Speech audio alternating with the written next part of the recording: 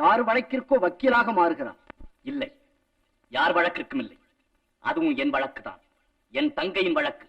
தங்கையின் மானத்தை அழிக்க எண்ணிய மாபாவிக்கு புத்தி புகட்ட அண்ணன் ஓடுவதிலே என்ன தவறு? கல்யாணி தற்கொலை செய்து கொள்ள முயன்றது ஒரு குற்றம், குழந்தையை கொன்றது ஒரு குற்றம், நான் பூசாரியை தாக்கியது ஒரு குற்றம். இத்தனை குற்றங்களுக்கும் காரணம் யார்? யார் யார் காரணம்? கல்யாணியை கஞ்சிக்கு வழியில்லாதவளாக அலைய விட்டது யார் குற்றம்? விதியின் குற்றமா அல்லது விதியை சொல்லி வயிறு வளர்க்கு வீணர்கள் குற்றமா? பணம் பறிக்கும் கொள்ளை கூட்டத்தை வளரவிட்டது யார் குற்றம்? பஞ்சத்தின் குற்றமா அல்லது பஞ்சத்தை மஞ்சத்திற்கு வரவழைத்த வஞ்சகர்களின் குற்றமா? கடவுள் பேரால் காமலியிலே நடத்தும் போலி பூசாரிகளை நாட்டிலே நடமாட விட்டது யார் குற்றம்? கடவுளின் குற்றமா அல்லது கடவுள் பெயரை சொல்லி காலட்சேபம் நடத்தும் கயவர்கள் குற்றமா? இந்த குற்றங்கள் களையப்படுவரை குணசேகரங்களும் கல்யாணிகளும் குறையப் போவதில்லை.